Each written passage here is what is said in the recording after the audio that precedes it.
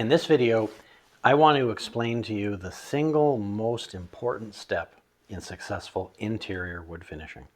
Lots of the steps are important, of course, but if you miss this, you will never achieve an excellent finish.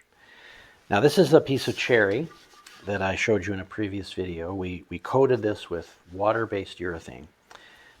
Both sides were sanded. This side is uncoated. It's very, very smooth, feels great, very inviting to the touch. This side used to feel that way, but it definitely does not feel that way now. And that really doesn't come across too much in the video, but I wonder if you take a close look, maybe we can get in with the camera, take a close look, you can see some light shining off here. You can see that this is no longer smooth. That's no surprise to you. I told you it wouldn't be smooth because the wood fibers that were laying down soaked up some of the urethane and they stood up and then they hardened in the upright position, all microscopically, of course. But that's why it doesn't feel so smooth. And that's why we need to do this vital step of sanding between coats. The most important time you sand between coats is after the first coat has dried thoroughly. But you still should do it after every coat except the last coat. And even in that case, if you're going to go on to buff the surface, then you're going to want to sand that last coat too. But normally, if you're not buffing, and you're going to get to all that later, if you're just going to apply a urethane finish, you're going to brush a coat on, you're going to sand between coats, you're going to brush another coat on, you're going to sand after that coat is dry, and then probably put on a third coat and then just call it a day. That's a very serviceable finish, nothing to be ashamed of there. It's not as good as it can get, but it's very good. So the sanding between coats is a very light sanding, and its job is definitely not to go through the finish that you've applied, but just to knock off those bumps. And if you've chosen your urethane well, and if you've allowed that urethane to dry fully, then it's a very quick job. Just one or two quick passes over any given spot and you're done. And you know you're doing a good job when this sanding creates a kind of a white powder, which I'll show you in a second. As far as sandpaper goes, it's got to be fine. So this is P220, so that's 220 grit sandpaper, which means on any given square inch on here, there should be about 220 particles. So the bigger the number, the smaller the particles, because it's all fitting into 1 square inch. So that's what that means. And 220 is as coarse as you'd want to use. Sometimes you'll see 240, pretty much the same as 220. You can't really tell the difference. You'll also find 320, which works pretty well. It gets a little bit, it wears out a little bit too fast for my liking. So I go with 220 or 240. And there's 2 ways you can actually sand the wood. First of all, you can take a quarter sheet of sandpaper like this, and you can fold it in thirds along its length, and that makes for a really nice handy piece of sandpaper to sand with, because we've got the surface here that we're going to sand with. The other surface is also rough, so my hand's not going to slip on the paper like it might if I was trying to sand this way with my hand against the actual paper.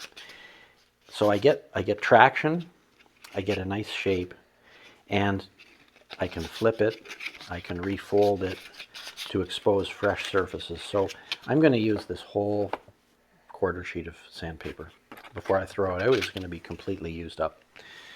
This is a small piece of wood, so there's really no need to use a power tool.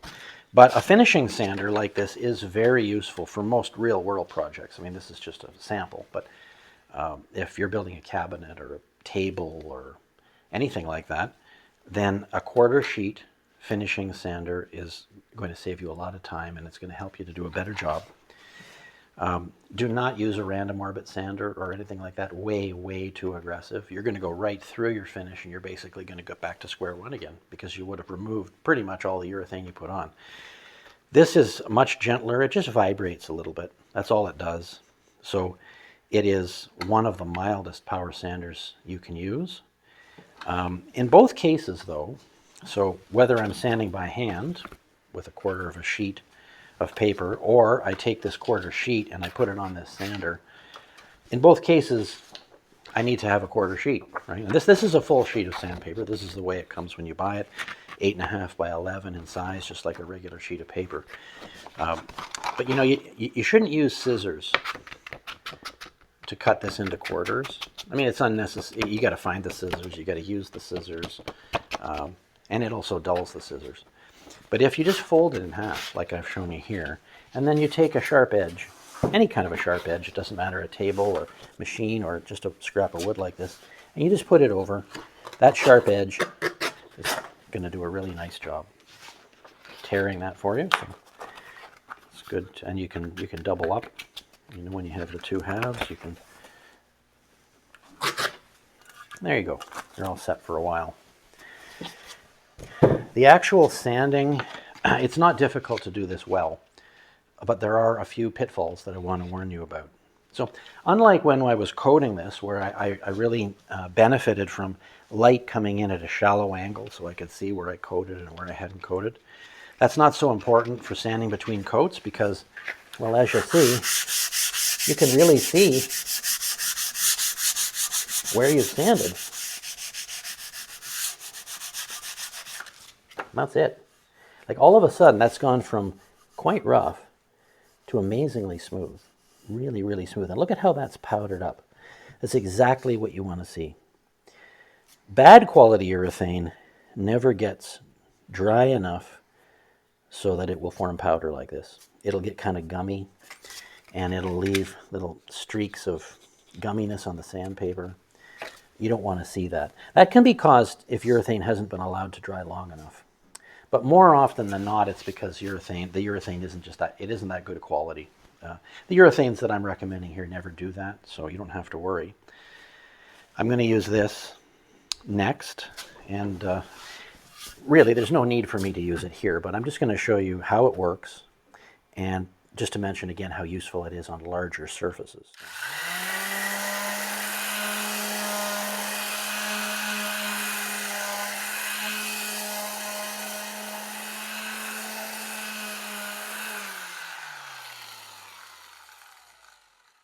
So that's it. If this was a piece of furniture, and say I had finished an edge somewhere, I wouldn't use the quarter sheet finishing sander on the edge, even if I had a lot of edges to do, just because it's so easy for the sander to tip to one side maybe, go right through the finish, round over the corner that shouldn't be rounded, for instance. So whenever I have edges or any narrow surfaces, I'm going to do it by hand. Now this is not a sanded surface, it's not a finished surface, but this is the way I would do it. Just holding it like this, with my thumb applying some pressure, and that's just about all it's going to take. Now the next major step here is to put on another coat of urethane, and I'll show you about that later. But before we do that, I think you can imagine that we need to make this perfectly clean. I could go at this with a tack rag. A tack rag is just kind of a sticky rag that's sold for preparing surfaces before finishing. It's often used in the auto industry. I don't really like tack rags though when I have vacuum at my disposal. So here in my workshop, I have a central vac. Use it mostly for preparing for finishes actually. But you can use a regular household vac, a shop vac, it doesn't matter. You just want to put a bristle brush on it. And watch what happens here when I suck up all this dust.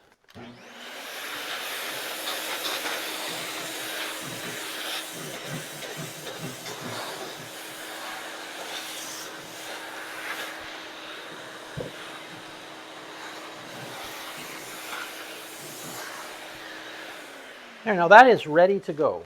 That's ready to go for our second coat. Beautifully smooth and inviting to the touch. And that's going to get even better once we get the second coat on and we start to work that down a little bit too. But sanding between coats, absolutely vital for any kind of a film forming urethane finish. I also happen to use it on wipe-on poly finishes, which don't really form a film to the same extent, but they do cause the surface fibers to rise up and get kind of fuzzy and hardened. So sanding between coats, it's the wood finisher's best friend. Oh, I almost forgot one thing. When you're sanding small things like this between coats, it's always a good idea to do it on some sort of a resilient surface.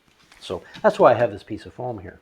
You can see it's kind of high mileage foam. I've used it for a lot of jobs where I don't want the surface I'm working on to mar my wood. Now, if we were working on a freestanding cabinet or something like that, sanding between coats there, well, this wouldn't make any sense because the thing's standing in midair and we're working it that way. But it's not unusual if you're making a shelf, finishing a shelf, say, or some smaller wooden item, that both sides of something need to be smooth and presentable.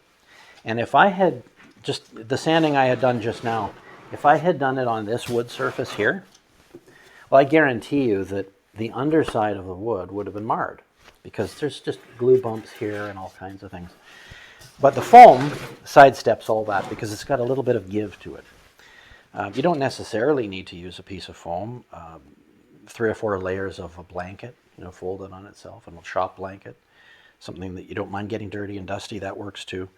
But just remember that when you're sanding, and this applies to sanding between coats or even sanding wood for the first time, before you even get to the finishing process, you want some sort of resilient surface that's clean and smooth with no bumps on it. It's not going to cause any damage to the wood, because especially when I'm sanding with an electric sander, that's imparting a kind of a vibration to the wood. And if that vibration is coupled with something hard underneath, a little bump or nubbin or something, then that's definitely going to mar the wood. An old piece of carpet, that's another great idea. Just anything soft to keep this protected, especially if you're using electric sanders.